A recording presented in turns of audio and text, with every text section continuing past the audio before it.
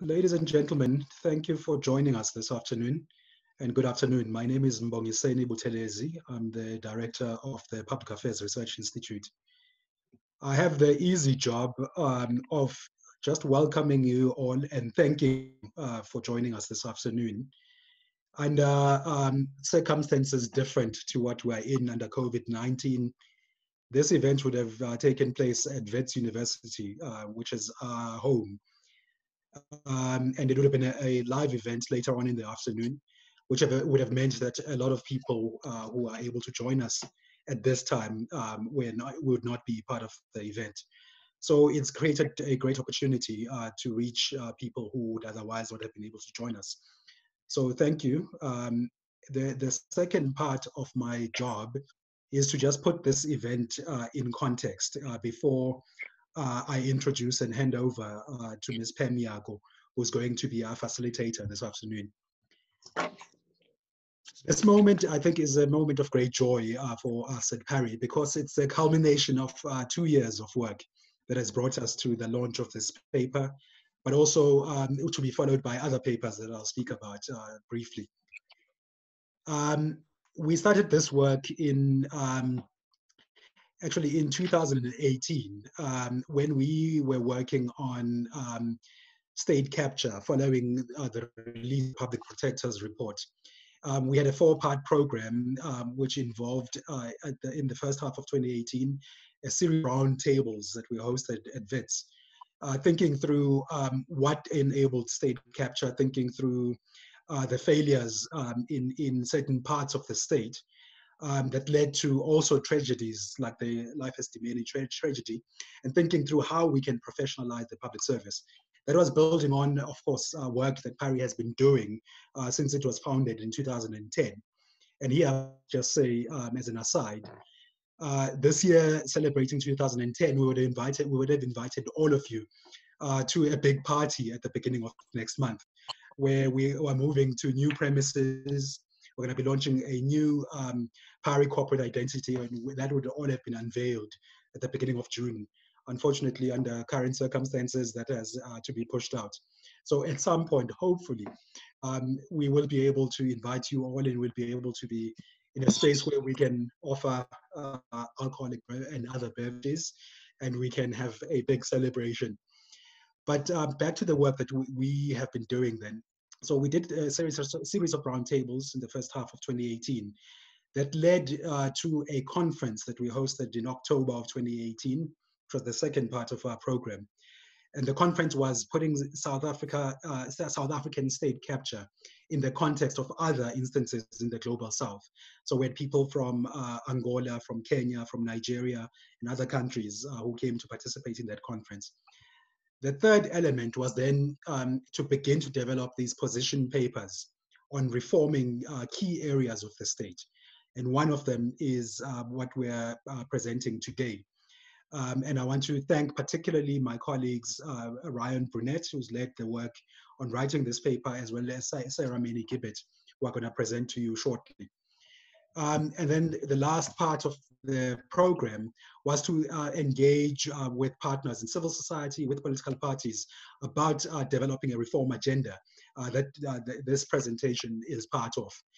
So with that, I want to then thank again all of you and thank and introduce Ms. Pam Yako and hand over to her. Ms. Yako is the Managing Director of Zenande Leadership Consulting. She has 20 years leadership experience in government, and no better person, I think, could have hosted this for us than Ms. Yako, who was also a Director General and has a lot of ideas herself about the kind of work that needs to be done. She holds a BCom degree as well as a Master's in Business Leadership. Without further ado, Ms. Yako, over to you. Thank you very much. Thanks. Congratulations to PARI on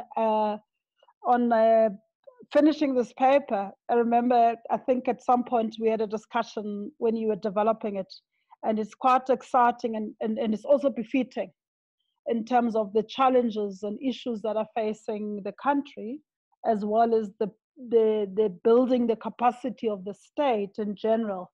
So these kinds of discussions and deliberations are very useful in terms of providing an input to government and the rest of society in moving us forward in terms of the public sector reform agenda.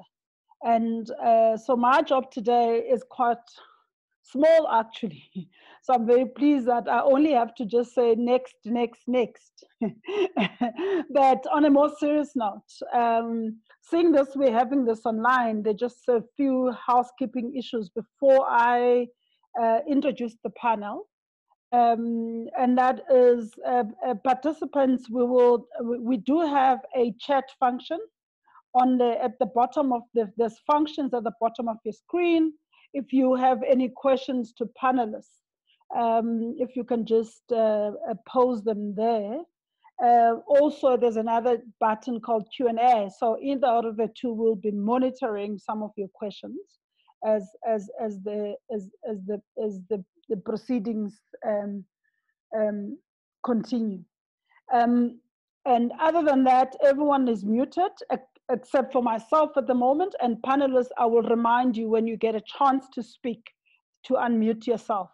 But who are then the panelists? As Mbongiseni had said, is Mr. Ryan Brunette, who would do a better part of the presentation, but we'll start with Sarah Meny-Gibert, who's also been involved in working with Mbongiseni. With Ryan in developing the paper, and they will give the main inputs.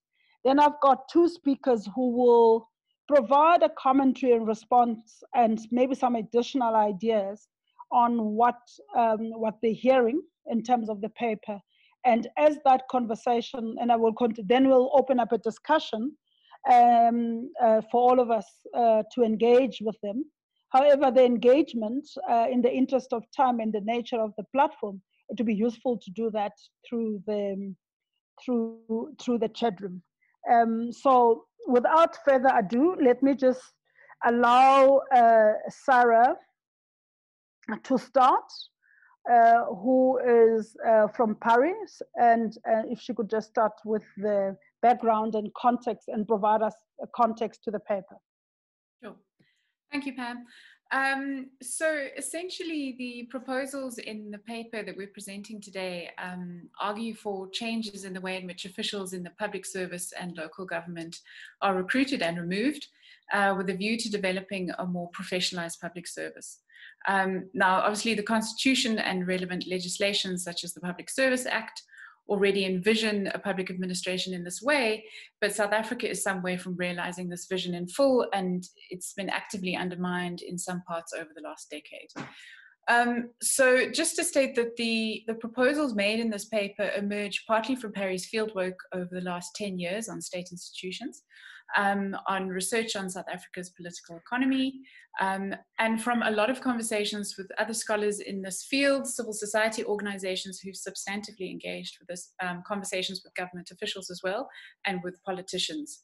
And it draws as well on comparative international literature on recruitment regimes and on the development of effective states, primarily under conditions of democracy.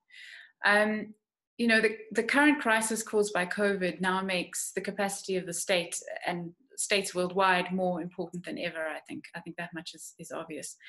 The South African government has responded to the COVID-19 crisis with some strong and appropriate decision-making, and Ramaphosa has shown leadership during the crisis. But I think a key question for us to respond to today is, what kind of ship does Ramaphosa have at his disposal to chart us into calmer waters, and then to address the even more substantial inequalities and social ills that will result from this period? I think it's quite well recognized that the capacity of the South African state is uneven and in parts weak, especially at local government level. And it is important that we use this moment to push for reforms to ensure a more capacitated state, and one very much focused on policy and its implementation. Many commentators over the last few years have highlighted that the use of state resources to facilitate patronage has come to dominate a lot of our politics, what some people have referred to as state capture. And that this has been associated in some entities with substantial theft of, by private interests. This has threatened our welfare programs, it's undermined service delivery, and it's displaced policy making, as energy has been diverted to factional battles. Corruption did not simply emerge, though, under the Zuma administration. There's some long-running systemic issues here, although certainly it became more prevalent under his government. And of course, the use of the state for purposes of patronage is not new to South Africa. Under apartheid, the National Party used the state to privilege Afrikaners and white people in general. And in the late 1970s and 1980s, as the sort of Afrikaner nationalist project unraveled or was cracking at the seams, the National Party lost control of its own system of patronage. And there was growing trends of corruption and criminality in the state, and the undermining of systems and process that comes with that. And of course, this is the state that the ANC inherits in 1994. I think soon after that, when soon after democracy, a new group of politicians and officials driven by a vision of a transformed South Africa lent a kind of coherence and an esprit de corps to the administration of the first period of democracy, at least in the national sphere. I think in the local and in the provincial sphere, this esprit de corps in some ways has never been properly developed in some places. There are many reasons, social and other pressures, that account for the current use of the state for purposes of patronage. But importantly, this has been enabled by the appointment of personnel to key positions in the state who are prepared to break the rules and the spirits of the laws in service of private interests. There have been many carefully considered interventions put in place by successive administrations since 1994, which aim to ensure that the processes politicians follow in recruitment leads to professional and policy-driven appointments. But the extent of power politicians have in the recruitment process, this is what we're arguing in the paper, leaves it open for these processes to be undermined when a faction enters government that is not committed to observing the spirit of our laws. This approach of providing so much power to politicians was probably necessary and appropriate in the early years of democracy, given that the ANC was taking over the reins essentially from a racist state and one that it couldn't trust.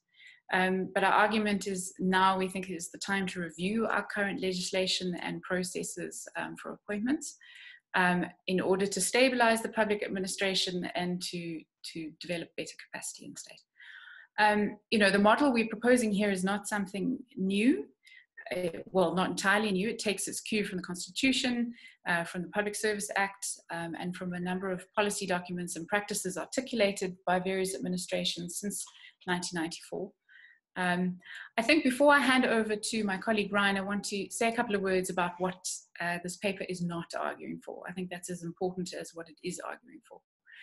The first one is that we're not arguing that reforming recruitment regimes is a silver bullet for improving state capacity, nor that it's the only kind of reform needed. But we do argue it's necessary, and it might well be a precondition for a whole lot of other interventions to begin to work. Second, we're not arguing for an impartial or a neutral state. PARI envisions a state that is partisan towards the working class, the poor, the historically disadvantaged, one clearly in the service of progressive policies, but we do argue that the public administration needs to be better insulated from factionalized political battles and from patronage to ensure it focuses on policy and implementation. I mean, this argument is made in the National Development Plan as well. Third, and related to the previous point, we're not arguing that politicians should have no role in the appointment process. They should have a role. Setting policy direction is the task of politicians in a democracy, and it is necessarily a political process. But the current approach to recruitment essentially, we feel, needs to be strengthened by the inclusion of far more robust checks and balances. So it's building on what we already have, but bringing in a further series of checks and balances. I think that's it. I'll hand over to you, Pam. Thanks. Thank you very much. I didn't kind of give a proper introduction in the beginning. Let me do it now. that Sarah is a PhD fellow and research associate at PARI, 14 years of experience as a social sciences researcher, currently busy with a PhD, and her research interests are in public sector reform and the governance of school education. And she's been involved. You could hear that from her presentation already. So Brian, sorry, I keep on saying Brian, it's Ryan Brunette, who's the author of the paper, a research associate at PARI. He does research on the formation of public administration and is particularly interested in understanding in ways such institutions are embedded in and intertwined with the broader social context. Also busy with his PhD in political science at the Graduate Center of the City University of New York. So without further ado, can I just allow Ryan to take the floor, please? So I'm just going to share my screen for that presentation.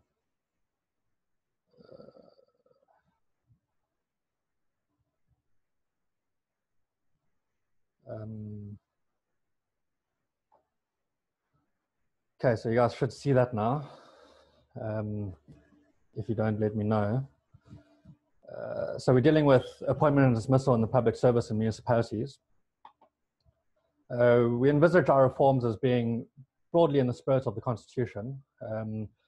Section 195 of the Constitution calls for employment and personnel management practices based on ability, objectivity, fairness, and the need to redress the imbalances of the past to achieve broad representation. Section 1973 provides that no employee of the public service may be favored or prejudiced only because that person supports a particular political party or cause. Section 1974 gives a limited exception. It requires legislation, presently under Section 12A of the Public Service Act, to regulate appointments of persons on grounds of policy considerations. Apart from Section 12A, there is no statutory provision for political criteria to enter into appointment and removal decisions. This leads to a tension in South Africa's public administrative law. The Constitution and implementing statute requires that personnel practices be based on criteria broadly of ability and representativity. Political criteria are specifically excluded, except in the case of the staff or special advisors regulated under Section 12A. The High Court has set precedent in these terms. It has argued that political preference do not in themselves constitute grounds for appointment, but the Public Service Act and the Municipal Systems Act give to political office bearers largely unchecked powers of appointment and removal. So in practice, political criteria enter into personnel decisions pervasively. This system was justifiable, as Sarah has mentioned, in a context where there was a pressing need to democratize the erstwhile apartheid state. Lots has been done in the meantime to strengthen processes, qualifications, frameworks, and so on. Over long practice, however, a period of 26 years almost now, over long practice, ineffectively checked powers of appointment have allowed political office bearers to place associates across administrative checks and balances to circumvent the law. Ineffectively checked powers of suspension and dismissal have been used to remove dedicated and skilled public servants who insist on following the law. There's little else in state capture besides these two dynamics. Political appointments with distinct factional loyalties and power bases have been layered into the public administration, undercutting lines of command and actually undermining democratic control of the public administration. A lot of the kind of thinking behind this emerges from comparative historical work, which there's a wide literature that shows that corruption and broader administrative problems are a regular consequence of these sorts of personnel procedures. We're starting to properly explore more quantitative data. So I'm just going to show you guys a scatter plot. I promise I won't get too technical. Just because it's illustrative and just with the kind of caveat that this is a work in progress. So this is South Africa in comparative perspective in 2014. On the y-axis here is less corruption, measured in terms of the corruption perception index, 0 to 10. On the x-axis here is less political appointment, measured by the quality of government surveys conducted by the Quality of Government Institute at the University of Gothenburg in Sweden on a Likert scale of 1 to 7. I just want to kind of note certain features of this graph. You'll note that in the kind of bottom right, there's no countries that have very low levels of political appointment that are very corrupt. In the top left, there are no countries with very high levels of political appointment that are not very corrupt. In fact, what we see is a pretty clear-cut positive correlation between reducing political appointment and reducing corruption. This broadly follows a kind of pattern of development. So you'll note that kind of generally speaking, less developed countries are in the bottom left, while more developed countries are on the top right. So New Zealand, Denmark, Sweden, Norway, Singapore, Japan, United States is over here. One might be tempted to suggest that this is all produced by development, this variation in corruption. But in fact, if one does a bivariate regression, only 51% around about is explained by GDP per capita, for example. And this is kind of seen in a few instances of less developed countries or similarly developed countries, which have less political appointment and less corruption than South Africa, which include Ghana, Rwanda, Jordan, Costa Rica, Botswana. And you'll see that sort of distinction across this graph. So if you do a kind of multivariate regression, what you'll find is that around 78% of the variation in corruption is explained by political appointment and GDP per capita combined. There's various interaction effects and so on. It's also the case that a lot of the other sorts of explanations that are used to explain corruption come out as statistically insignificant in an expansive multivariate model. So stuff like whether there are examinations, whether there are closed career paths, how high salaries are, whether there's party competition or not, public expenditure as a percentage of GDP, inequality, all of these come out as statistically insignificant. But as I say, this is still being explored. At least it is very suggestive of the argument. So moving on, what we see in South Africa, I mean, obviously those sorts of, that sort of trajectory is pretty well evidenced in South Africa. What we have in South Africa is that it's produced a governmental crisis that I think most of us recognize. Political appointment is meant to facilitate democratic direction, but the extent of political appointment in South Africa has served to undermine democratic law. It has made a state that is more difficult to control. South Africa's constitution and its politics are progressive, but we're failing systematically to advance the cause of our poor and working class. Even before the coronavirus, poverty was increasing, unemployment was increasing. Across a range of statistical indicators, we were going backwards. Instead of public administrations that are meant to serve the working class and poor, such as water, sanitation, electricity, or instead of them serving the working class and poor, these sorts of administrations are in many places on the brink of collapse. The most recent National Water and Sanitation Master Plan is stark, but the trend is general. It states that the current percentage of the population receiving reliable water is lower than it was in 1994. Now we face the coronavirus and climate change. We have to have a credible strategy for addressing the root causes of the problems of our public administration. This cannot be about creating a state that is neutral. We must take the side of the historically disadvantaged and the currently oppressed and excluded. We must ensure that the administrative checks and balances that secure the systems that enable us to do that are strengthened. And that is not just a matter of willpower and ethics.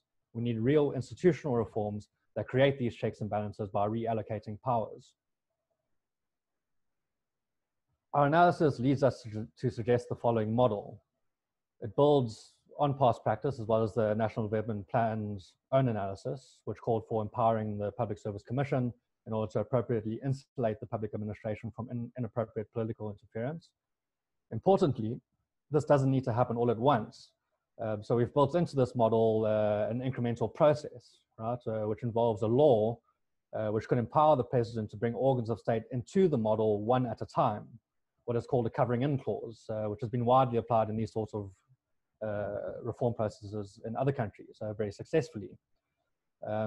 We can start using the model, for instance, in organs of state that engage with crucial technical problems or that have been undermined by corruption in the past. we can demonstrate its advantages and adapt scientifically by trial and error, scaling the model up as we go. For illustrative purposes, I'll describe the proposed appointment process for the highest level in the National Public Service. Reform in the same general spirit is suggested for lower levels and across the public service and municipalities, as well as for removals. The model, generally speaking, is a hybrid one that seeks to optimize imperatives of political control, administrative integrity, and process efficiency and flexibility. So this is the sort of appointment process that we're envisaging. Divided into stages, so there's process planning, process administration, shortlisting, appointment.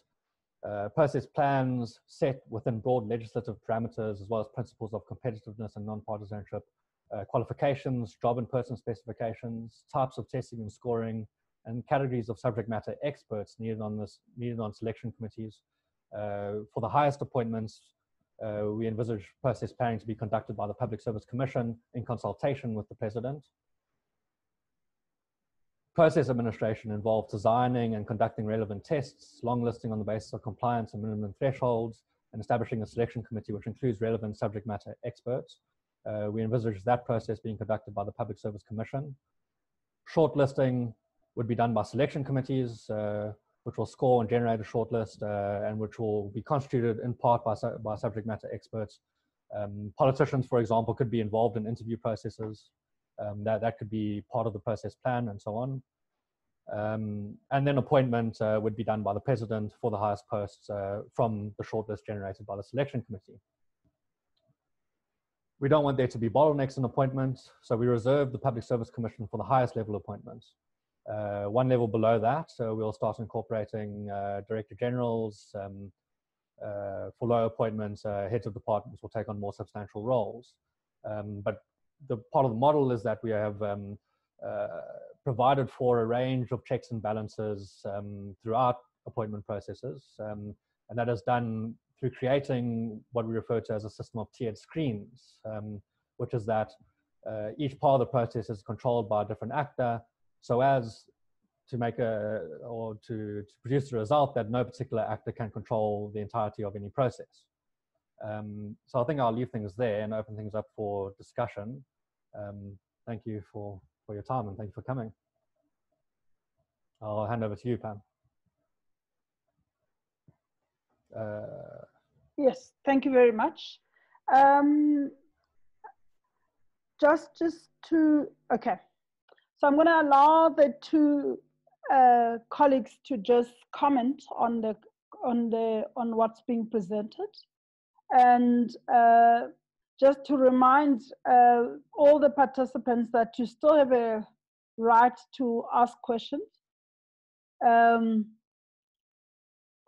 There's a question which I think Rian, we can answer later, and that is from Dr. Gwagwa, who puts together the selection panel. You can come back to that later on. And then there's another question. Okay, that will be sent to you from, that was asked, will be sent to you so that you note that as well. Whilst that is going on in the background, okay, there's another question from Marianne Camera, who says, is the check and balance approach similar to a blockchain register? If you can note that too. All right. Thanks very much for those questions. I'm going to allow the other two kind of panelists to respond, starting with Dr. Paseka, who is a former Director General, holds an LLM and law PhD from the University of London. He has written on public service reform in South Africa. He left government in 1999 to pursue a career in business with a focus on mining. He says his new passion is in the field of agritourism and mining beneficiation. So he's got a lot of experience in the public service. I'm going to give him a chance to just offer his comments, mainly on the paper, maybe, and also generally as a scholar on this. Okay. Let me just see. Am I ready? Yes, you are. We can hear you. So, okay, I thank you very much, Pam, and thank you to the panelists. As a caveat, I have been out of the public service now for 20 years, and that's a very, very long time in South Africa.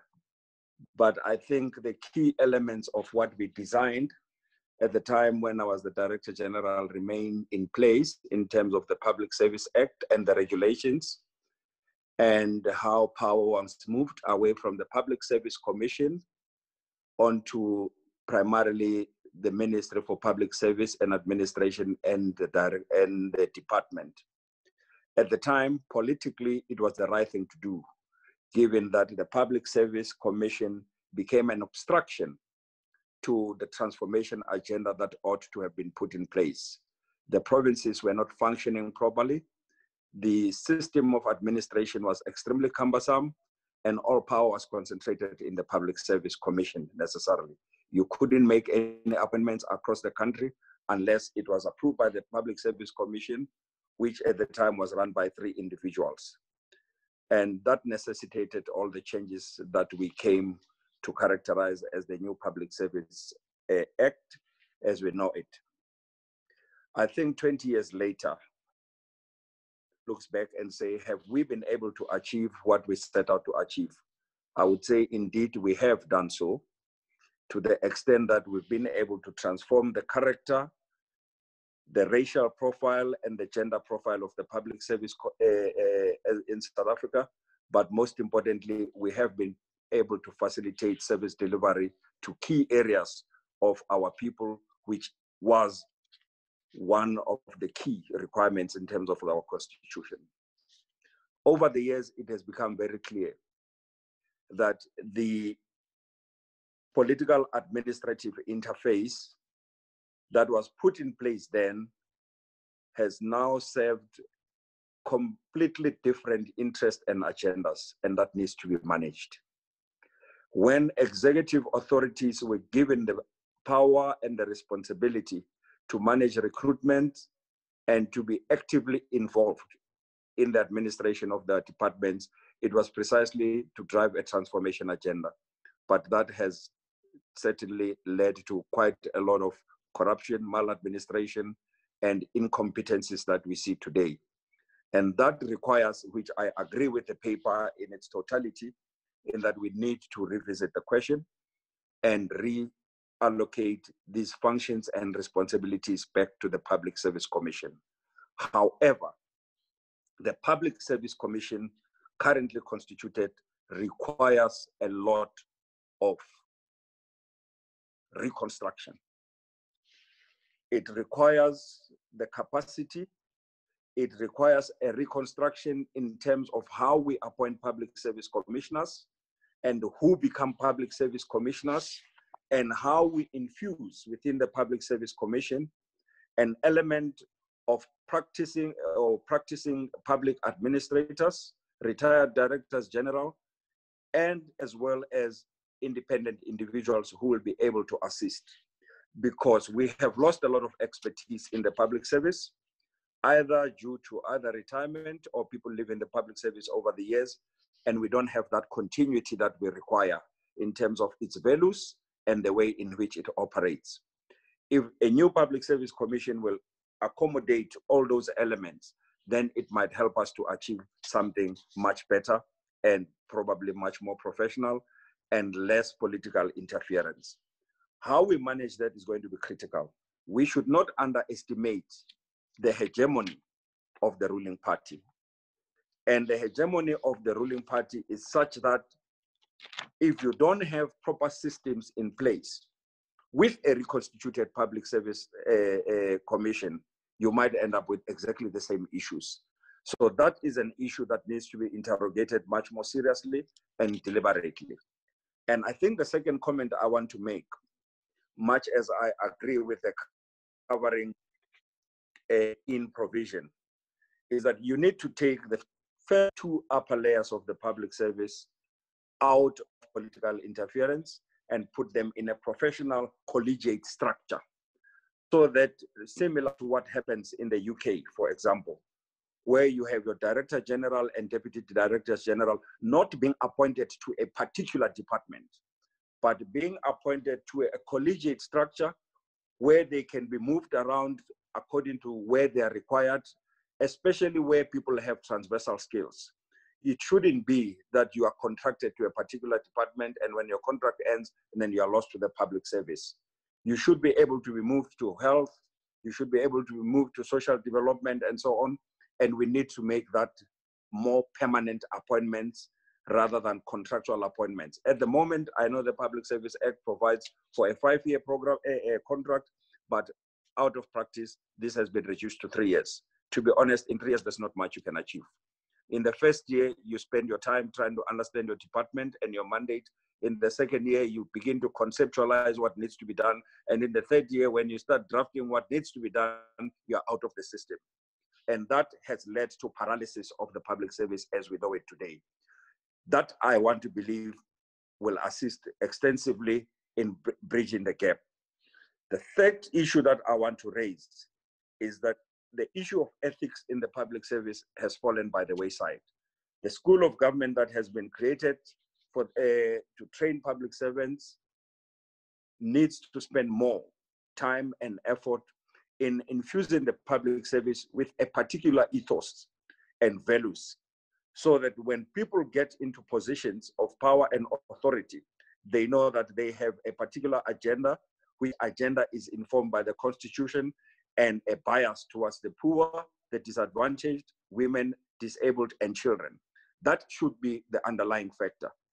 And I would also add to say, it becomes very important that training our Directors General and Deputy Directors General and preparing them for positions of responsibility, they should go through, on average, a 1-year training program before actual appointment into a particular department. We can move them around different departments on a 3-month phase so that they begin to understand the overall functioning of government. And when their appointment time comes into a specific department, they have a much broader understanding of how government functions, how it coordinates its activities, and most importantly, what are the key issues that need to be done.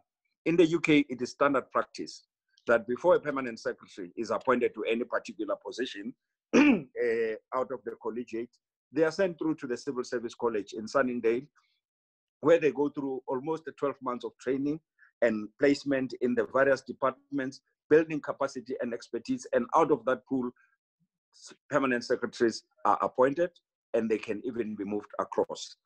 I think in making sure that I don't speak forever, let me stop at that point.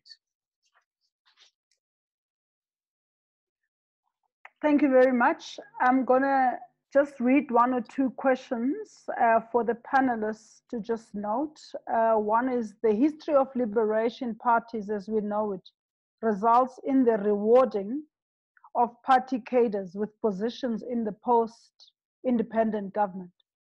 Does the study have an example of a country that successfully negotiated out of this practice?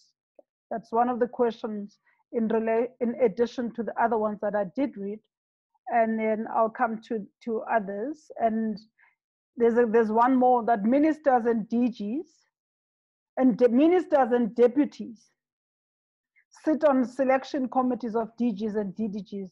They convey ANC deployment committee decisions, directives to the rest of the selection committee. It's hard to resist. This is how inept and corrupt functionaries are installed. Last one, the issue of the public sector official dismissal processes has not been addressed. Is that issue addressed later in the report or discussion? Okay, so those questions so far, whilst I get Ms. Kholofelo Sedibe, who's a DDG responsible for leadership management practices at the Public Service Commission, 15 years work experience in the public sector, as well as 10 years of that in the education and non-governmental sector. She has a master's degree in business administration and education. Over to you, ma'am. Let me firstly thank PARI for giving the PSC the opportunity to participate in this particular session. and I will not go through the mandate of the PSC because I would like to assume everybody knows what it is.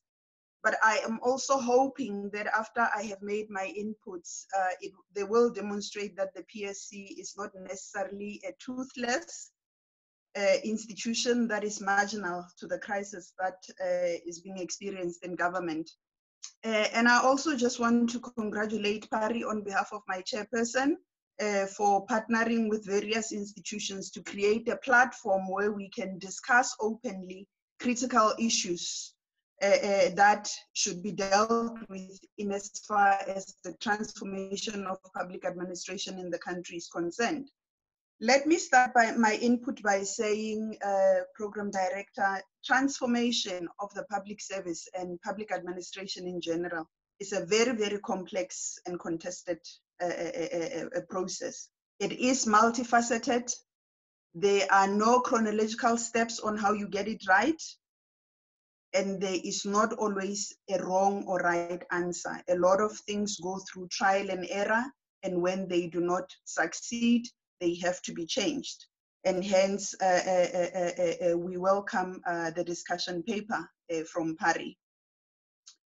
As the PSC, we also admit that in the complex nature of reform, it is not possible to tackle everything.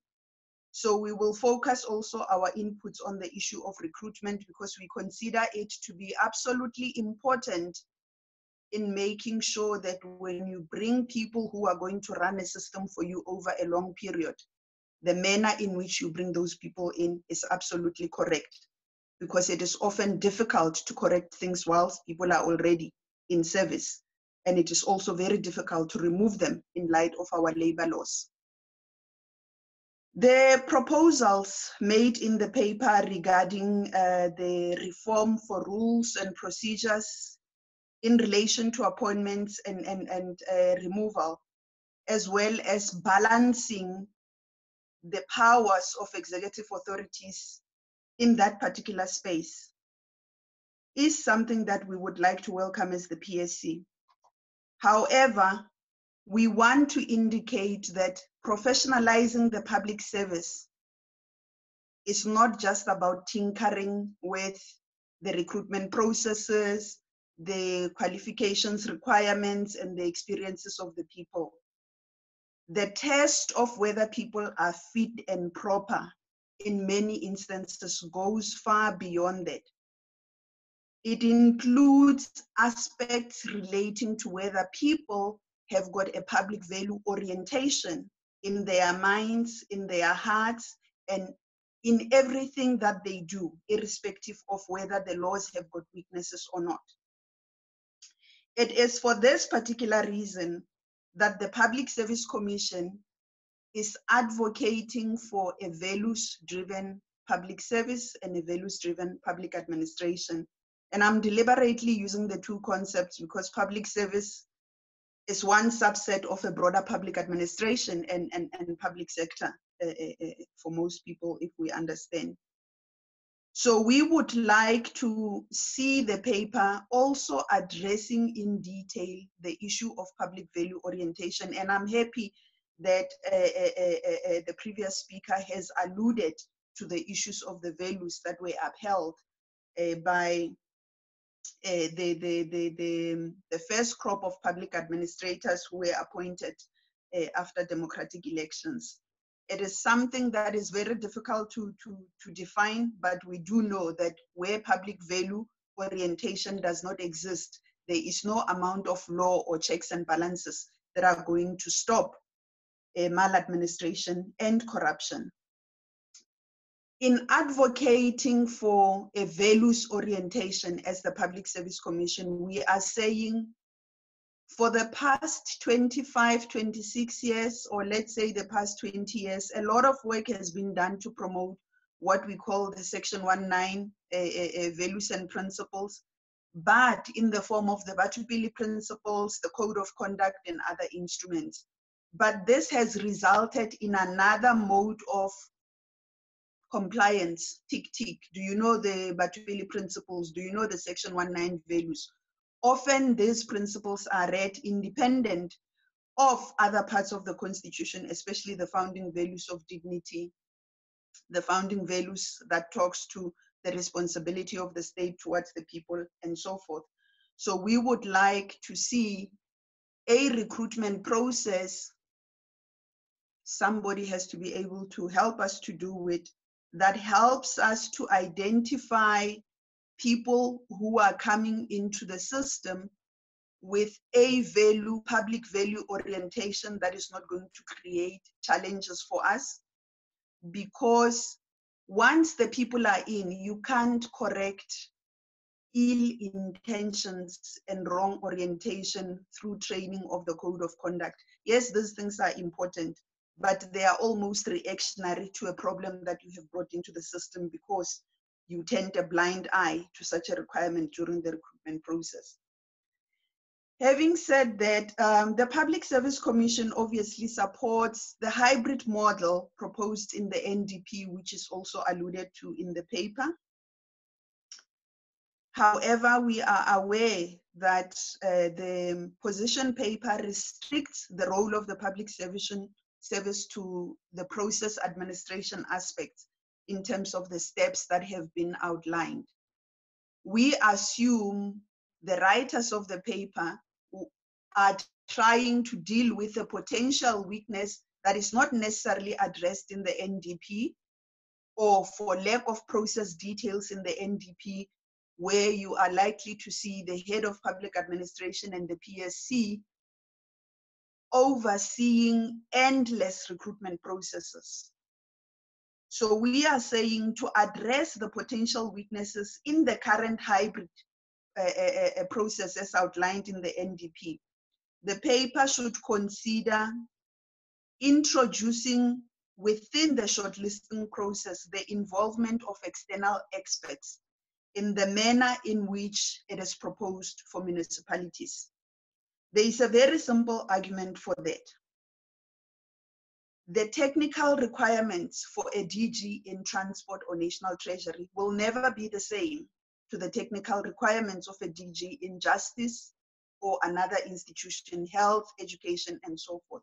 There will be those variations. Therefore, to expect the head of public administration and the PSC alone to oversee the recruitment and the shortlisting of those processes runs the risk of having a generic process that also does not address sector-specific issues. That is why we are saying it is important to try to broaden the selection process, even at the level of the public service, for HODs and possibly DDGs to include external experts. How those get appointed, I think it's an issue that can be discussed and debated at some stage. The PSC is also in favor of the proposal to assign powers to appoint everybody, maybe other than the DG or even DDG, to the head of department, because this is a proposal that the PSC has been making for the past 10 years, if not more. Unfortunately, I think this is something that we need to understand.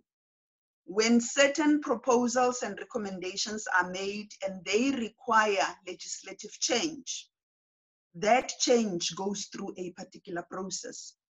And the people who have to give that legislation the go-ahead to even reach Parliament are the very same people who might have vested interest in the current system. So a different mechanism of amending things like the Public Service Act to assign powers to HODs needs to be found, instead of relying on the very same executive who currently hold those powers. The PSC, in a sense, I will say, to a greater degree, supports most of the recommendations in the paper, except for areas where I have said we're not 100% in agreement. Maybe like in the areas where we felt that the PSC's role is being limited contrary to the NDP, but I think we have made a proposal. But one specific area that we really have a disagreement with the discussion paper is the proposal that politicians should continue to have a role at the process planning stage of a recruitment process. If you look at the outline of that particular area in terms of the job design, the descriptions and others, we are arguing that is a technical responsibility that should be left to professional public administrators. Politicians should only come in at the end of the process where they are approving the appointment of a candidate from a pre-selected list of 2 or 3 people who have been deemed to be competent, if we have to retain their role. So we do understand why PARI does not want to take everything away from politicians, but we are saying you cannot continue to involve politicians at the process planning stage. They must only come at the tail end where they are approving a selected person. The reason why we are disagreeing with this, we think the proposal is likely to create similar problems that we are experiencing. Once there is a change of executive authority, the next one says, I would not have designed the job in that manner. So I am sitting with an incumbent who does not know what they are doing, because from the process planning perspective, the job design and everything was wrong. So to make sure you do not deal with all of those issues, it is better not to include them at all. But I think I was much more impressed with the previous speaker's input to say they should not actually even be involved at all. But we are saying if they have to, it has to be at the very tail end. Besides, I think in a number of occasions, the PSC has made it very clear that it is not always a guarantee that political appointees have got the technical requirements for the portfolios that they are overseeing. They might have the broader policy objectives and intentions in mind, but from a technical perspective, in terms of what is required to deliver on those policy intentions, we do know it is not always the case. So, and maybe that is not a very strange thing for us to say they should not be involved in technical matters. Let me conclude maybe my input by reflecting very briefly on the municipal part. The recommendations that are made in the municipal section of the paper, that municipalities should create committees and so forth, it's a little bit too safe, and it is not addressing the current challenges. We like the part of having committees, but we don't think the committees, there should be 200 and something committees all around. We are of the view that it is important to have the equivalent of the head of public administration at a provincial level, and that particular office should be involved in the appointment of municipal heads. They should be working with technical committees as proposed in the papers, especially for the technical areas, your engineering and so forth, because we don't believe that one committee can appoint accountants and engineers and what. But for the sake of consistency, it is important that the appointment of these people is centralized somewhere. We are of the view that to simply say municipal councils must be centrally involved in the process still amounts to a process where certain levels of manipulation will happen, because manipulation does not have to be done directly by a person with vested interest. It can be done indirectly through representation. And if you centralize the processes, especially at senior level, in the provincial head of administration, if you can put it that way, it becomes very clear who will be held accountable if there is non-compliance, or if it is discovered that undue influence was exerted in the appointment processes. We are of the view that the proposal again made in the paper, that at municipal level, HR units should be responsible for process administration, is a bit ill-informed. We do know from experience that our HR has largely been administrative in its operations. The recommendation made in the paper presupposes that our HR has got particular technical expertise, strategic, organizational, and so forth, which expertise under the current circumstances they have not been able to demonstrate. Hence, we continue to have instances of non-compliance, irregular appointments, and so forth. So it is still very much important that when a head of a municipality has been appointed through an objective process, they should be given the necessary powers, as would be the case with a DG or HOD at provincial level, to be given the same powers to run with the process. And obviously there are levels of delegations, and anything can happen once you have multiple committees appointing. But we are of the view that where there are consequence management in place, and there is one person who is responsible for ensuring compliance with duly created processes at the central level, it becomes easy to manage the process. Thank you. Okay, thank you. Yeah, thank you very much. Those are, I think, useful comments and inputs for the PARI colleagues to respond to. But I think there's also others that were raised, that are being raised by, we've got quite a bit of, I'm going to try and infuse some of the questions. One on the council of what is, not sure I understand the idea of a council of public servants. It's one of the things that is being raised as you answer the question. So the panel, I mean, there are recommendations that are put in the paper, and I note the point that was made right in the beginning that this is not a kind of silver bullet to deal with all of the issues that face us in the public sector or in public sector reform. Having understood that, I think though there's also some practical other proposals that are being made, including I think a little bit about the role of the Public Service Commission, which the paper canvasses, but I think also the issues that have been brought in the discussion is the appointment processes. And I see in the comment box, there's also a question being raised or a point being made that the PSC is accountable to Parliament, but the budget is allocated by the Ministry of the Public Service. Is there something untoward there? Some comments on that?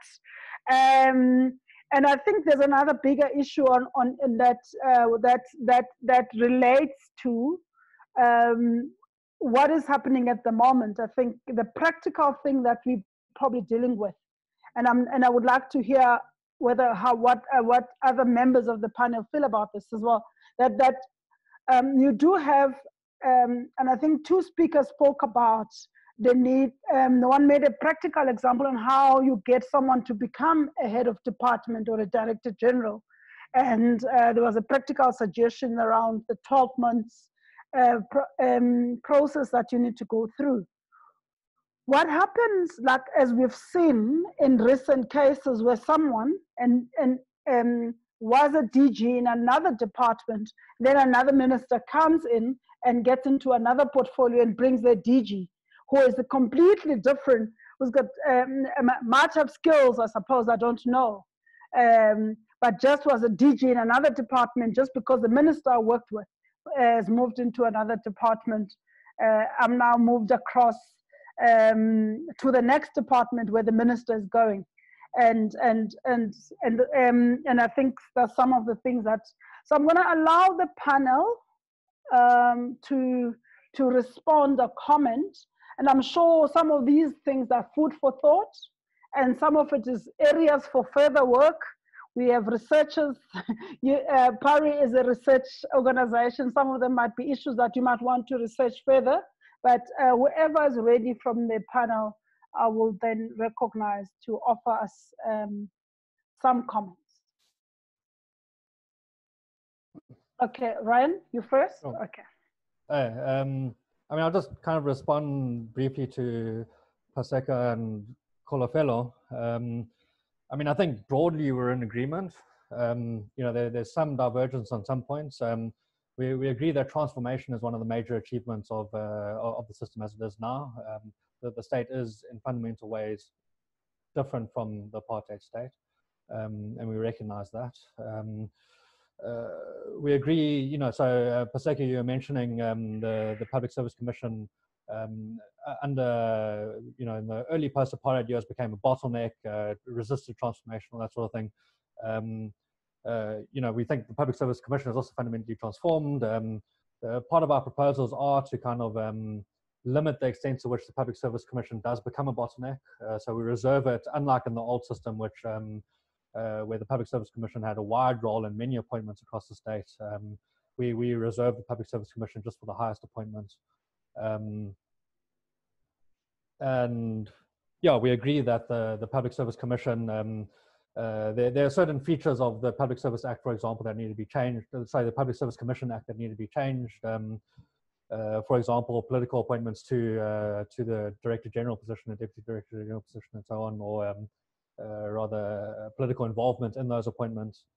So, you know, that should be part of a broader kind of look at what exactly needs to happen in the Public Service Commission as it's strengthened to perform a more robust role in appointments and so on.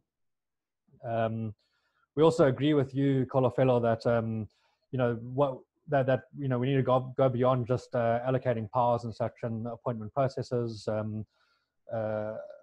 We see, you know, the basic kind of process that we've set up, which includes the Public Service Commission as a kind of independent check on political kind of powers and appointment, as a kind of basic and essential framework for a much broader process of reform that will require kind of adjustments in a whole range of not only kind of powers and such, lots of powers in the public administration have kind of drifted up to ministers and so on, powers that sometimes shouldn't be there.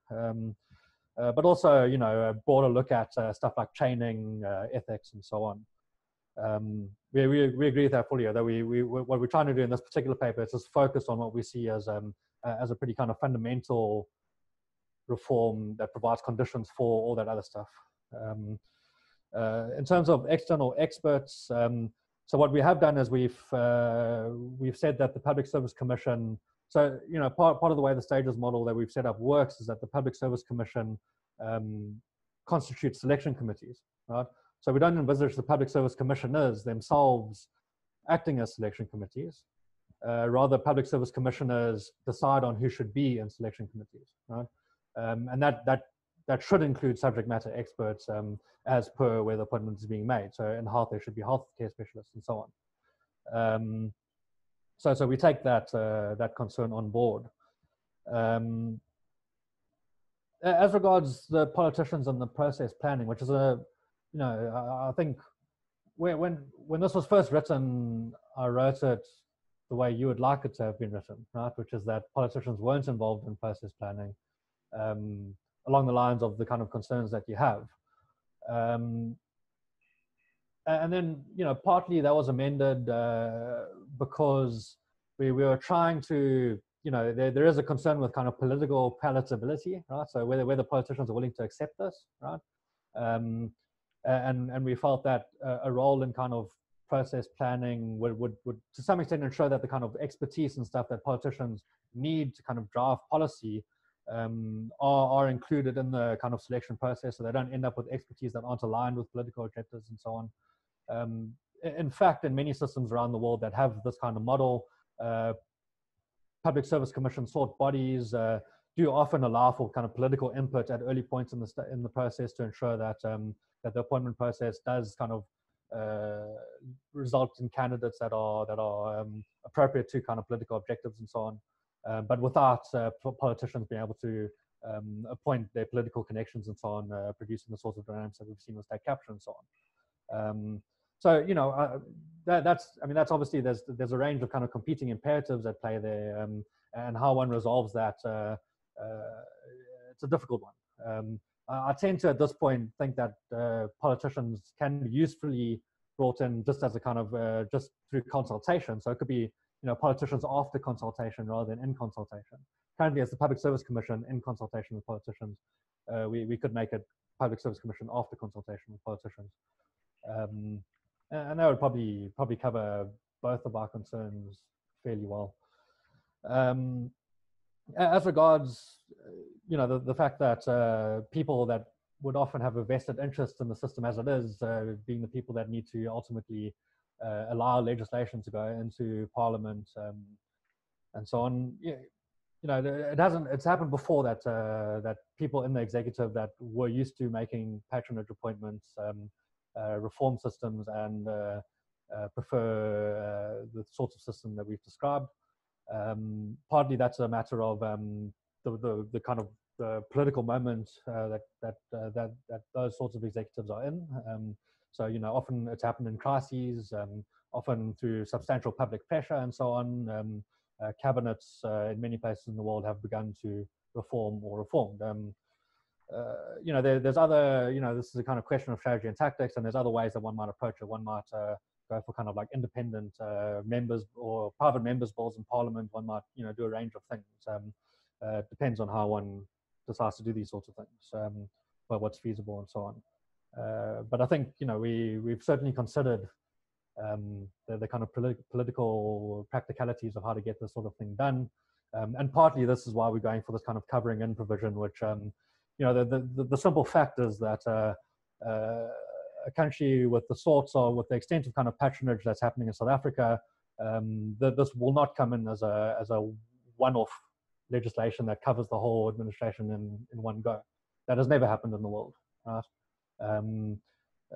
One must pick away at it bit by bit, and that's what the covering in clause allows. It allows politicians that are subject to the kind of political imperatives of patronage, which are important to their power and so on, to begin to put parts of the administration in one at a time, and thereby avoid the major costs that would be involved in eliminating patronage in one go.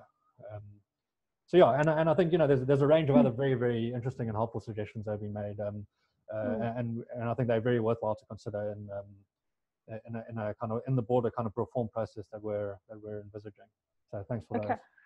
Maybe just one point, Rian, that the way I understood, there was also a question on what is this covering in provision that you're talking about.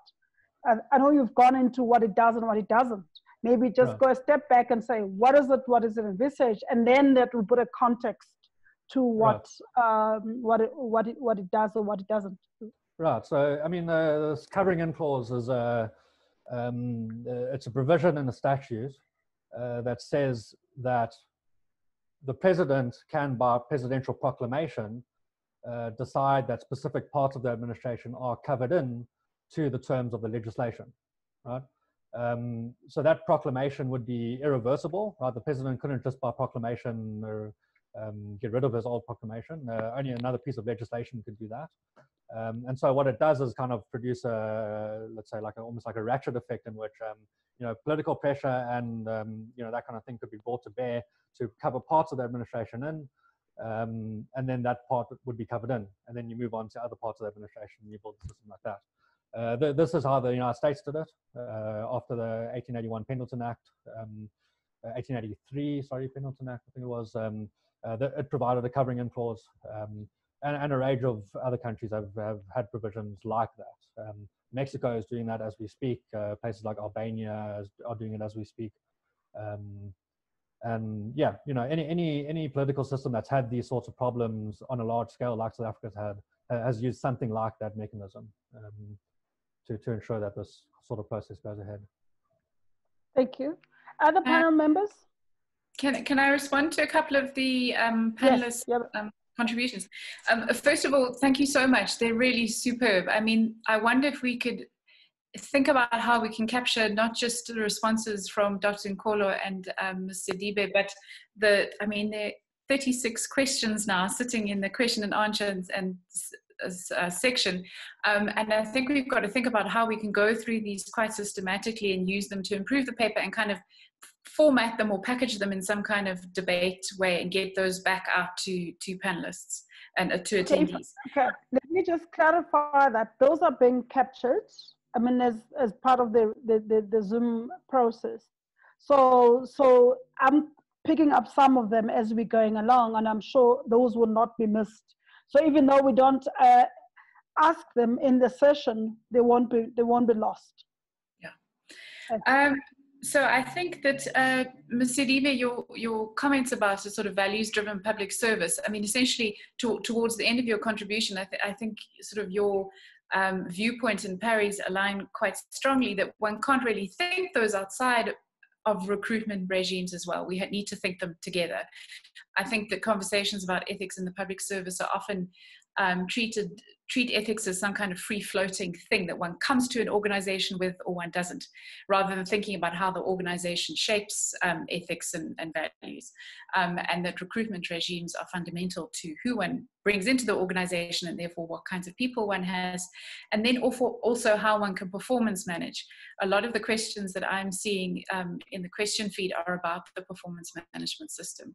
I mean, essentially, partly what we're trying to do here is to return a bit more control to line management, to performance manage, in that they have perhaps a kind of more substantive role in the recruitment process. I mean, in a lot of the departments I've worked in provincial education, there's a formal organogram and there's an informal organogram. And the real performance management is happening outside of the formal organogram, and line managers don't have the effective power to performance manage. And in a sense, what we're trying to do with these proposals is to bring those two organograms back together again.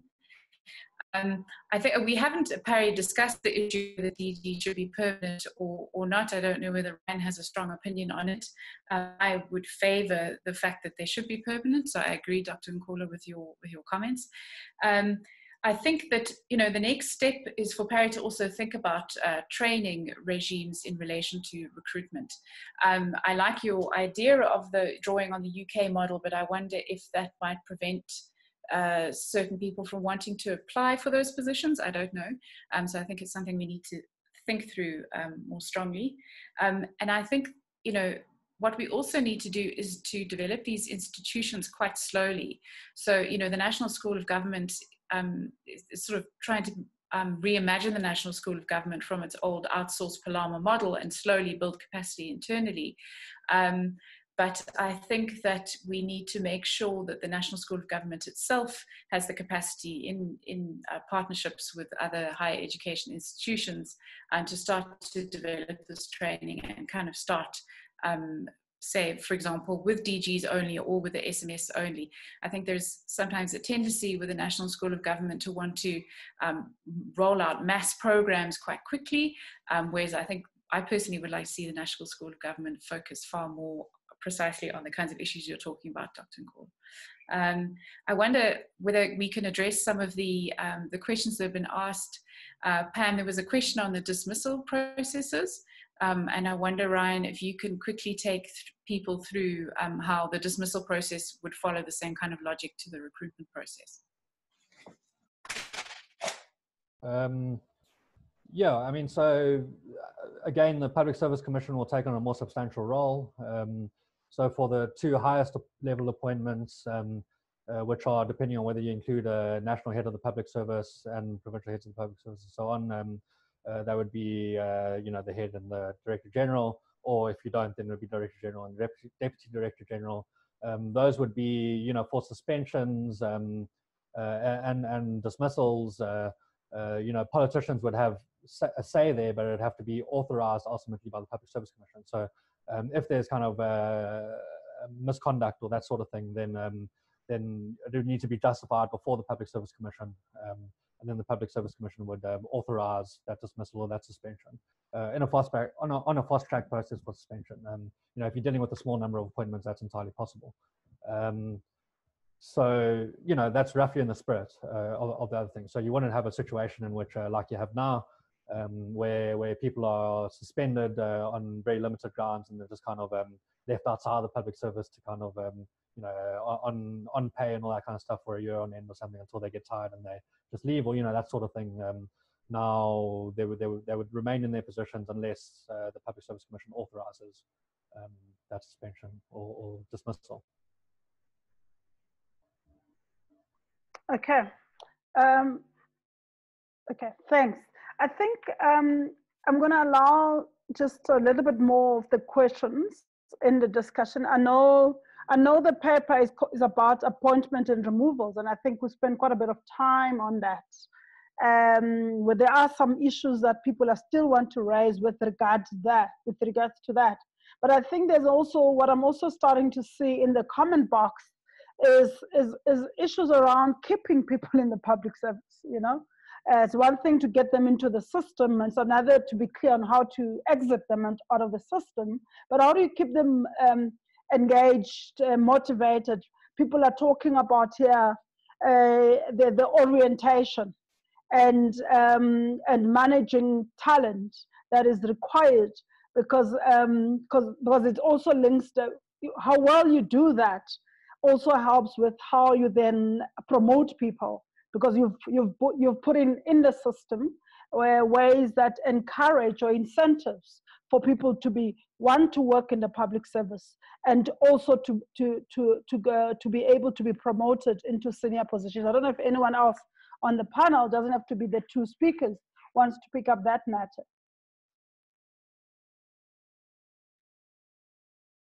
Just unmute yourself if you're ready. Yeah. Hi, Pam. May I be a little bit controversial? Sure. At least I do not have any commitments in government. Why do politicians want to influence the public service? The fundamental question remains that the public service is the only instrument we have for politicians to implement their policies and agenda. Forget about the Zuma era of corruption and all those things that came up. But the truth is, we are asking politicians to commit suicide, abdicate and surrender power that already has been given to them in terms of the Public Service Act. They are not likely to be willing players and accede to their own demise in terms of influence on the public service. Is it not time that we think outside of the box? What is it that politicians want? They want to be able to get into office, influence service delivery, and make sure that their policies are implemented. Public services have a tendency to be very reactionary and sometimes even block legitimate political interests of the ruling parties, irrespective of who it is. Is it not time we consider a situation where we create an environment where ministers have their own independent policy capability, and you leave government departments to implement, to manage service delivery and all those things? The reason why I'm saying this, I'll explain to you. One of the biggest challenges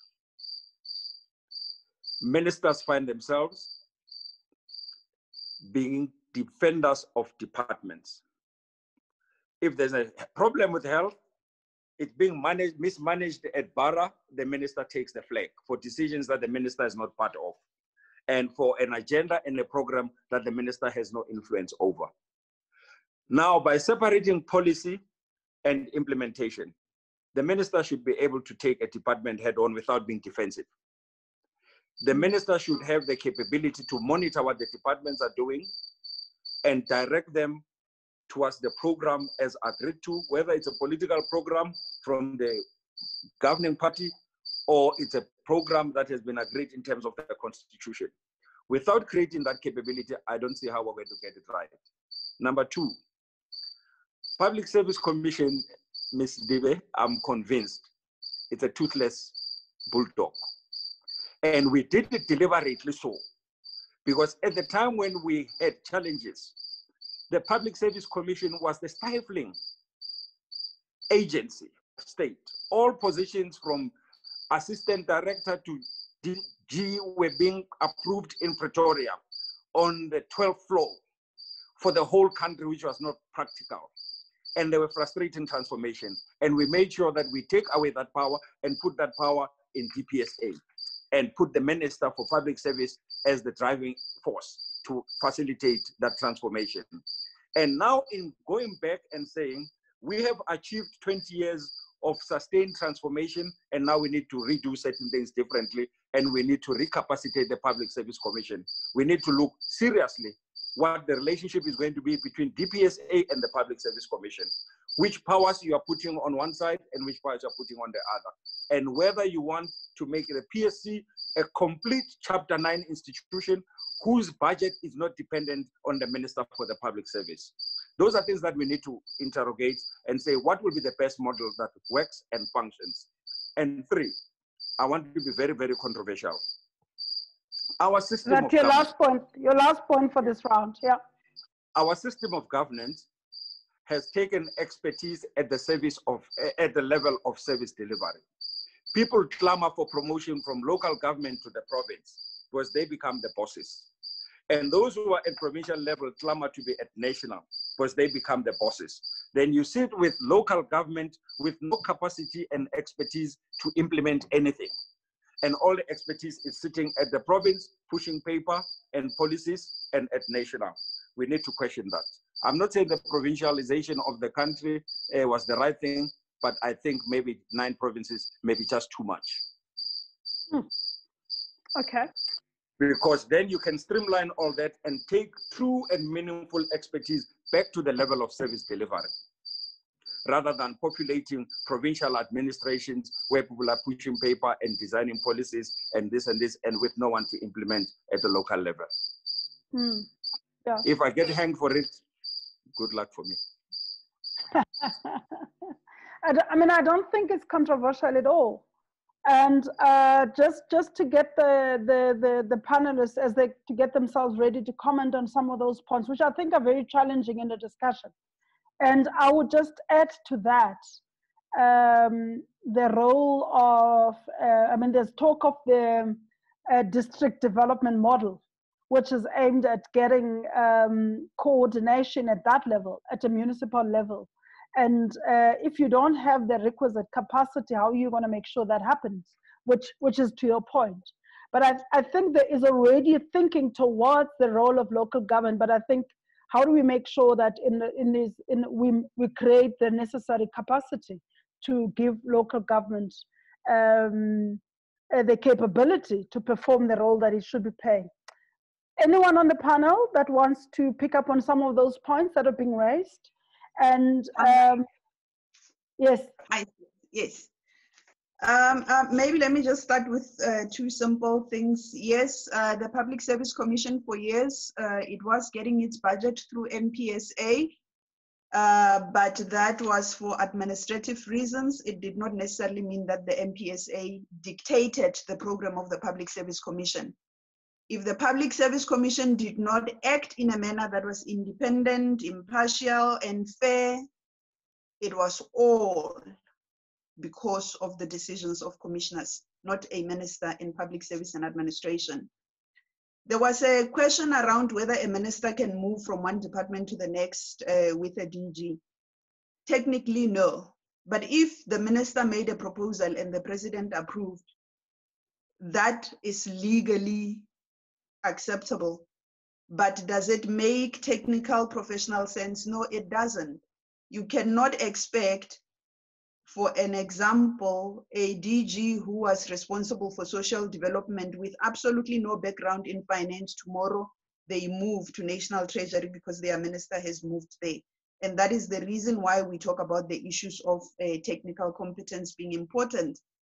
So even the proposal made by Dr. Ncholo that DGs and other levels should be able to rotate, the level of rotation has got limitations.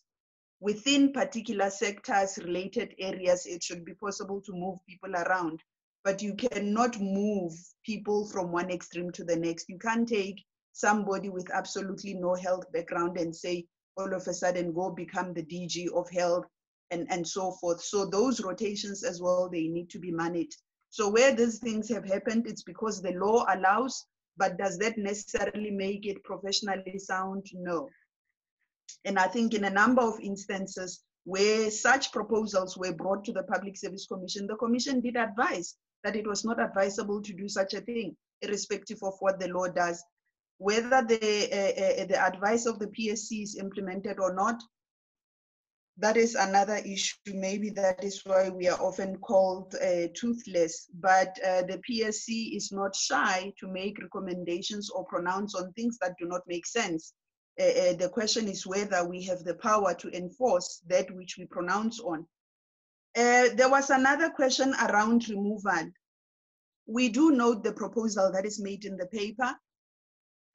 It's a very difficult one to engage with at the moment because the suspensions, the discipline and so forth of employees is currently decentralized. There are huge backlogs, and yes, because some of those processes are embarked upon with absolutely no evidence to charge employees.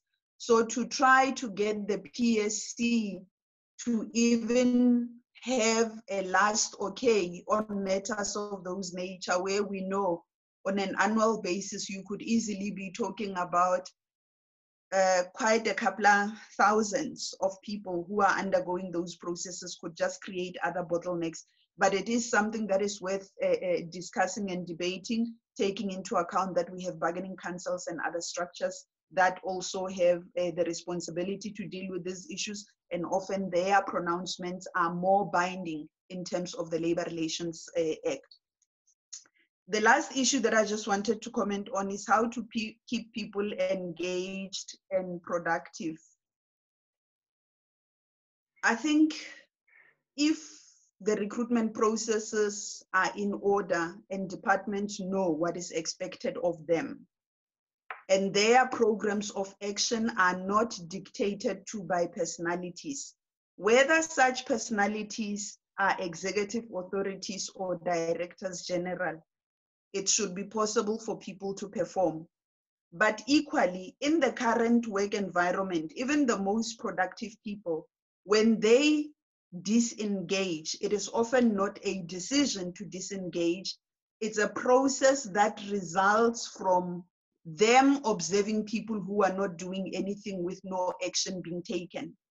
Where there is no consequence management, or where certain people are so-called protected by the powers that be, even your most productive employees, gradually, they begin to join the line of lack of productivity. So the only way in which you can keep employees productive is that you stick to the programs of actions, and those should be the ones that are dealing with service delivery. And you implement consequence management consistently, irrespective of who or who is not. Other than that, I really don't see how the public service can keep people productive and engaged, because lots of monies are spent paying for people to study, to do everything that makes them choose the public service as the employer of choice. But it is these little practices in the corners of protecting certain people who came into the systems irregularly, who are incapable of performing, that then results in the public service having a negative perception. And it is a perception that is not necessarily reflective of the majority of public service employees. From where we stand as PSC, we would like to believe that 80 to 90% of public service are doing their best. Thank you. Thank you. Okay, Mbongiseni, yes, please. May I make a couple of points? If you can just note it about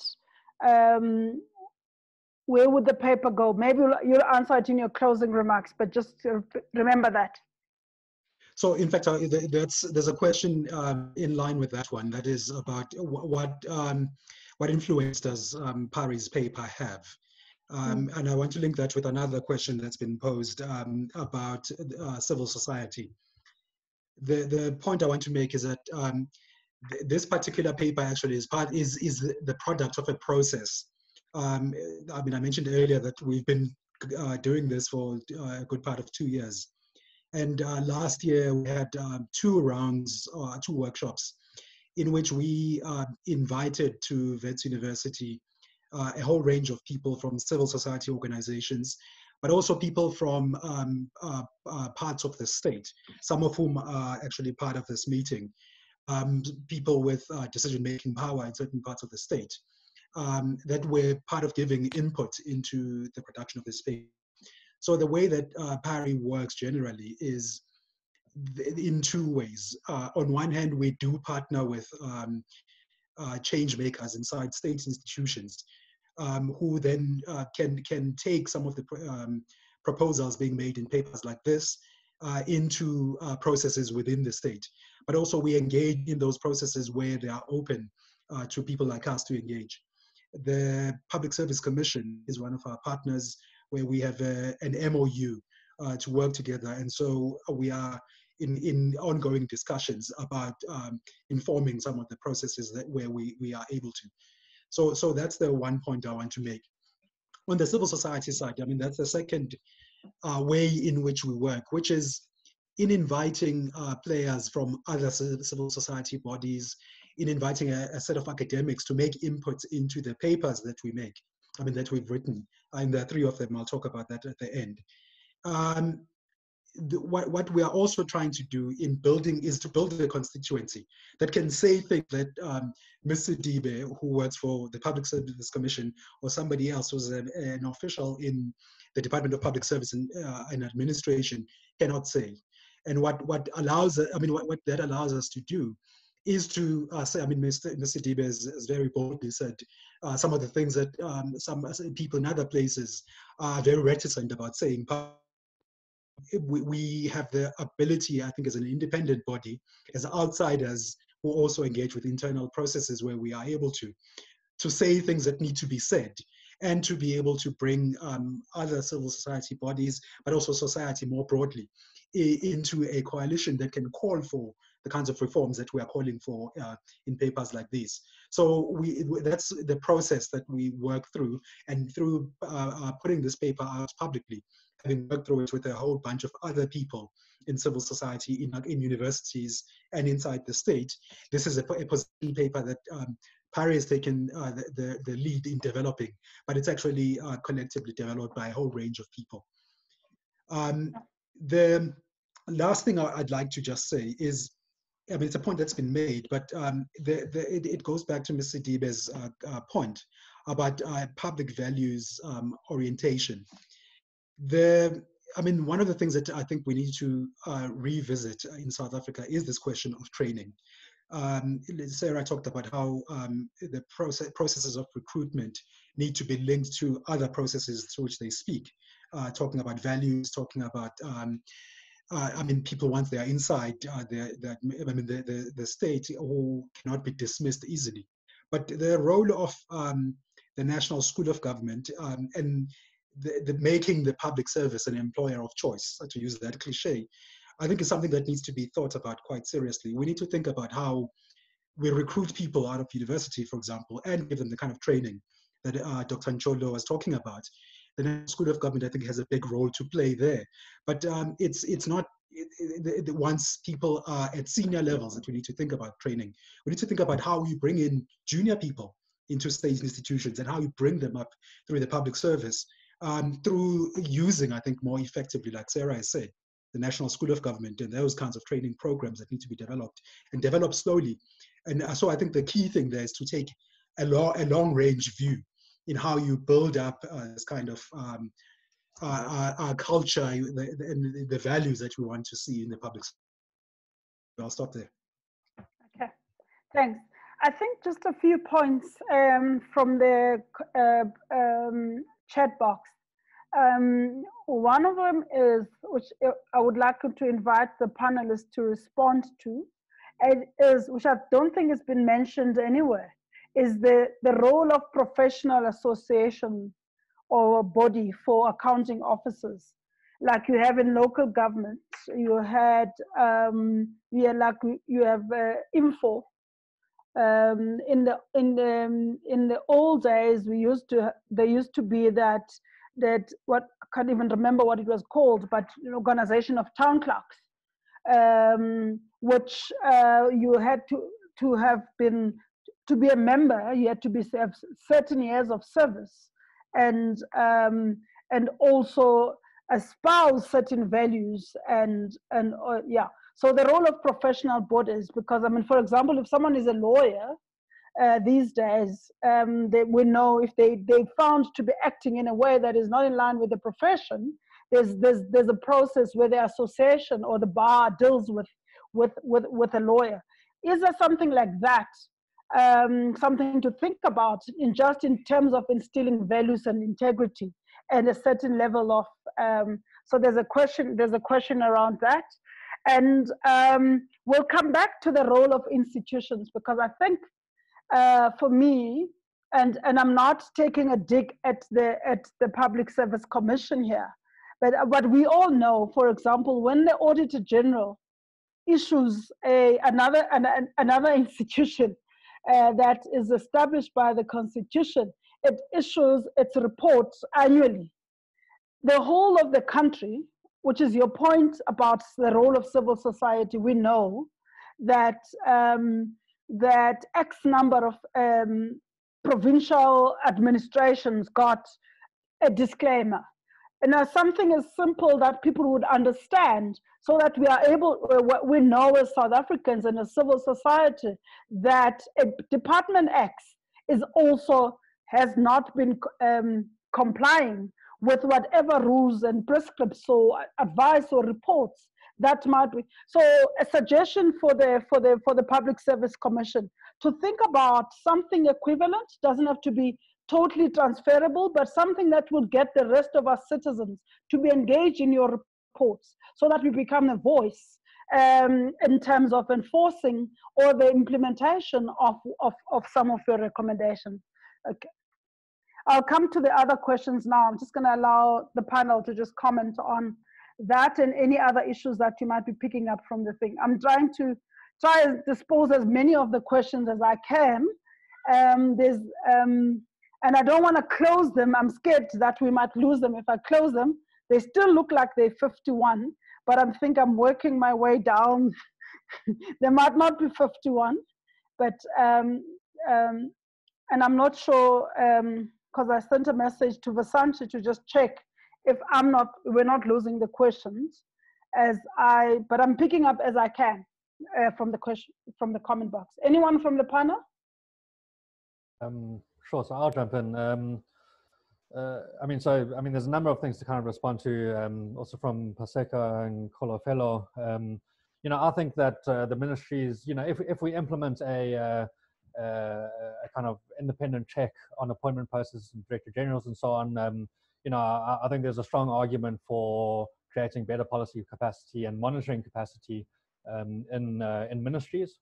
So I'm fully in favor of expanding ministries. A limited degree of patronage in places where lots of damage can't happen is also preferable, right? In terms of the relationship between the Public Service Commission and the Department of Public Service and Administration, that's where like some serious complications come in. It's possible to kind of obviously divide their functions in various ways, but that needs to be looked at kind of in detail and so on. Certainly, we agree that part of this process ought to include a look at that relationship. As regards Public Service Commission independence, right? So the one thing is to remove the office of the Public Service Commission from any kind of political role in appointment. But there is also a strong argument for financial independence. It is a very common practice in places that have implemented these sorts of reforms for politicians that don't like those reforms to progressively starve these institutions of money and so on, so as to undermine the reform. So there's various ways that one can prevent that by figuring out better financing mechanisms. Responding to some of the comments in the question and answer section, there's a few on municipalities which have also come up between the panelists. Municipalities are probably the more, they are the more difficult place to reform. One factor is that there's just so many of them. Another factor, which is partly a result of that, is that many municipalities don't have a great deal of resources to establish their own civil service commissions and all that sort of thing. They don't have enough appointments to justify, they don't have enough appointments to make in terms of the first two layers of the municipalities, the municipal administrations, to justify very big bodies to do this kind of work. Municipalities are also not under the public service and not within the authority of the Public Service Commission, and they are an autonomous sphere of government in terms of the Constitution. Right? So there's constitutional constraints on the ability to make appointments from a higher level into those low levels, or to have a role in appointments, right? So, you know, this creates major difficulties. And the way that we try to get around that is by mandating. So what national and provincial can do is regulate how those appointments are made. And one way in which we've done that is to try to include the professional associations in a role as selection committees and appointment processes, right? So one thing that municipalities have is a robust array of professional associations that are engaged at the municipal level: civil engineers, architects, electrical engineers, you know, across the range. And they're also, South Africa has a robust tradition of professional associations that are independent and they have their own statutory basis and so on. And then so it becomes feasible to kind of bring them into appointment processes. That's the kind of model that we prefer. One could look at other models. We acknowledge that firstly, it is more difficult, and secondly, comparatively speaking, municipalities have always been the most difficult places to reform because they all are also at the base of patronage machines and so on. Right? There's a question regarding why we haven't dealt with promotions from Robert. We're kind of collapsing the matter of promotions into the matter of appointments, right? Which is roughly the way the Public Service Act does it. Any promotion we conceive of as appointment. So if someone's promoted to Director General, they'd have to go through an appointment process in terms of our proposals. So that's roughly how we engage with it. Vinathan has asked, does a covering in clause simply displace patronage to other parts of the administration? So the international experience is a complicated one. Certainly there is a dynamic whereby, which we mentioned in the report, whereby where, you know, politicians will search for places to, you know, politicians are involved in patronage processes, will search for mechanisms to practice that patronage in, right? And so what you do see is, for example, reforms in public service like parts of the administration leading to the creation of independent bodies in which patronage is practiced. That needs to be looked out for. There are kind of constraints on patronage that are quite technical. So in terms of, you know, it's very difficult for politicians to exercise patronage in very technical functions, for example, like maybe road building is not the best example, but electrical engineering and so on, because real problems emerge if they do that, right? And so, you know, the extent to which patronage is practiced in the South African state is probably roughly the extent to which patronage could be practiced without creating more posts, right? So we don't think, which is to say that we don't think that there'll be significant contagion into very crucial parts of the state, right? And, you know, what's happened internationally is that simply, you know, a covering in the mechanism is the only mechanism that we know that works, right? We simply will not implement this as a covering in of all the state all at once. That's politically not feasible. And so, you know, and also what the covering in clause does is it does create a kind of dynamic where more and more of the state is covered in until you end up with a state that's broadly covered in, right? So that's just responding to that. The role of professional associations more broadly, so the old kind of professional association of town clerks. I think there is a body like that. I don't come across it a lot, but I have met a person that works for it. So, you know, of municipal managers. You know, I think it's probably a good idea to, for example, say that municipal managers ought to be part of a professional association. I think that does create a kind of independent, let's say, interest group, which kind of has an interest in ensuring that administrations are broadly kept in place and so on, and that can put pressure where pressure needs to be applied, and that has a kind of professional sensibility to do it in the right sorts of ways and so on. So, you know, I generally support that. And as for broader citizen involvement, I think what PARI is planning on doing at this point is, you know, we've got a series of kind of technical proposals out now, and we're going to kind of start expanding those technical proposals into other areas. But we're also thinking hard about how to firstly, you know, put these proposals in more kind of simple form, shorter, more accessible, and so on. And starting to develop more public momentum around that, and that's partly what we're doing. Yeah, we hope. Thank you. Can I quickly? Okay, Sarah. I'm sure. I think that quite a few of the questions have been focused on how one would manage this at local government level. I mean, in the paper we pull back a bit because we say that while some kind of public service body might be useful, pushing for it might sort of invite pushback against the reform agenda. So it might kind of derail reform to the recruitment process. But I think that in the paper, maybe PARI does, Ryan, need to think about our proposals in relation to debates about the single public service, and to see how much one can test the Constitution in that regard, because this has been coming up time and time again, if only to put a couple of ideas sort of on the table, even if we don't come firmly down on one side, especially given the extraordinary levels of differences in capacity across local government in South Africa, and the fact that some metros and secondary cities can draw on sort of well-established business chambers, professional associations, civil society organizations, and others really cannot draw on that in those processes in nearly the same way. So I think maybe the paper, we do need to push ourselves a bit more on that. Yeah. Thank you. I'm going to be taking us towards. Okay, yes, I note you. I just want to say that we're almost at the end of the thing. So if I may ask the panelists, as you're answering other questions that you wanted to answer, and then take on your closing remarks as well. I'm going to give everyone a chance to do a closing remarks, but starting with you, Ms. Sedibe, that you will answer what you wanted to answer and then do your closing remarks, and then we move on. Thank you. Okay, thanks. Just 2 points for me.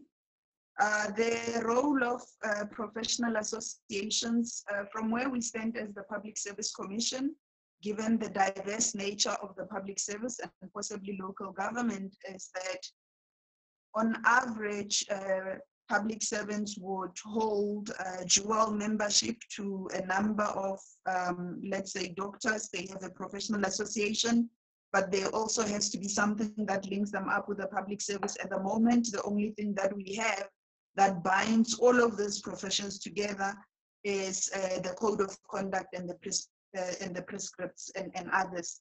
But having said that, we need to understand that there is a large group of employees, let's say the majority, who do not necessarily belong to professional associations, because the professions that they are in are either fairly new or they are not professionalized, as your engineering, law, and so forth. And related to that particular issue is how then does the public service use professional membership in established associations to augment what is happening in the public service. I think an example that was given at one instance is, how possible is it that an association would strip somebody of their professional titles because they have breached the code of conduct, but that person continues to be employed in the public service? And yet part of the requirements when they were, was that you needed to belong to this particular association. And the last point to that is then, how do we deal with a large group of employees who do not necessarily have professional associations because they don't exist, like your policy analysts, your evaluators, and so forth? Those sorts of bodies do not exist. And we are hoping, I think at one stage we were of the view that this is something that can be taken up by DPSA and the NSG as part of professionalizing the public service. As for the recommendation that you made, Program Director, about whether PSC, especially in annual reports and others, can make commentary on the extent to which public institutions have complied with anything that needs to be complied with. We do not have such an instrument at the moment because we have oversight over issues that are pronounced on by different other bodies. But this is something that the Public Service Commission is working on, and Parliament has requested us to work on it. I think apart from that, I just want to thank the conveners of the session for making it possible for us to participate. Thank you. Thank you very much. Rian, closing remarks?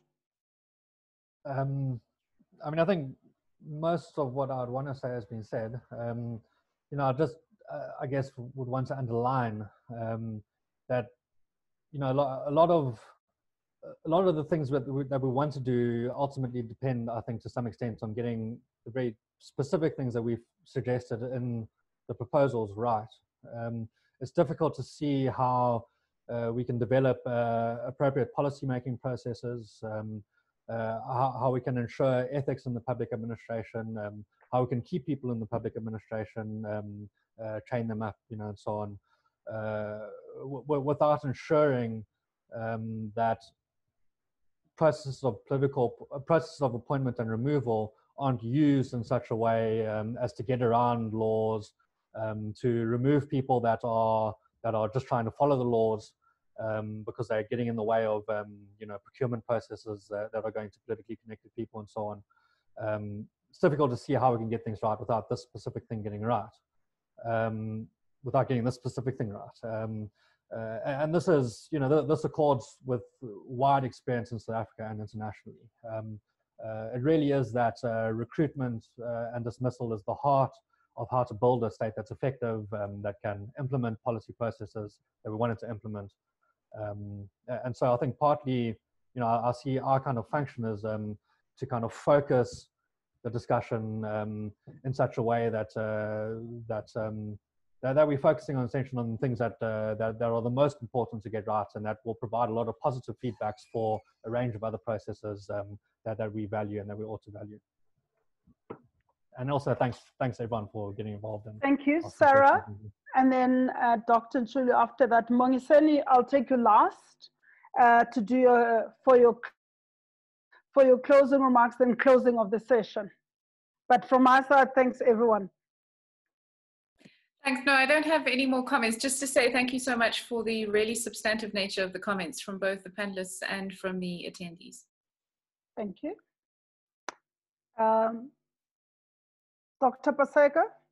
Yeah, I think from my side, honestly, there are quick wins that I think we should look at implementing, taking foresight and converting it into a more collegiate structure for the Directors General, which will then form the basis of coordination of the activities of the different departments, and then giving guidance to Cabinet in a much more structured manner, which will enhance efficiency in implementation and management of government programs. I think that's one of the key things that we need to do.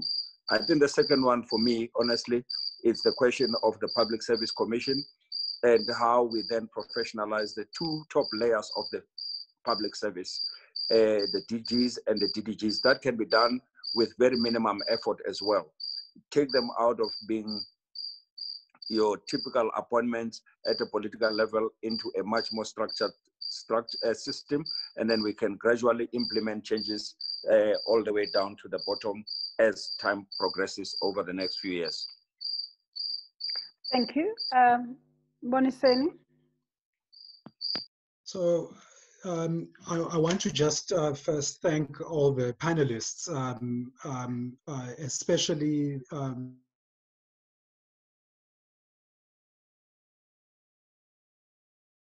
of the chair of the Public Service Commission. Thank you for making time to be part of this discussion.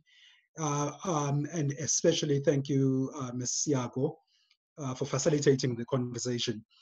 The discussion has been rich, and I think we, as Sarah mentioned, we've learned a lot from the questions that have been asked. And as Ryan said, in going forward, some of our thinking is going to take these questions on board, and we're going to develop our thinking further and engage, I think, with most of you, many of you who've taken part in this conversation. What I think it is clear from this discussion is that there are certain things that need to be done urgently. I think I get a sense that we have consensus that the reform of the public service is something that needs to be done urgently. And there are, as Dr. Ncholo said, some quick wins that can be had. In this moment, I think what we've seen to the COVID-19 crisis, levels of coordination, levels of effectiveness that we've been crying out for a long time in the country. I think for over 2 decades, the delivery of water to the most remote corners of the country within days is something that we've all been crying out for. And to achieve things like that, I think to make that the new normal in the country is really the challenge. And that it rests on I think, having a capable and a capacitated public service. And that's what we are arguing for in this work that we're doing.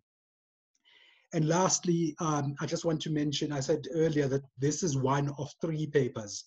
The others, one is on processes of recruiting or appointing people into Chapter 9 institutions and into our law enforcement agencies, which have been damaged quite significantly, as we all know, in the last decade, maybe slightly longer.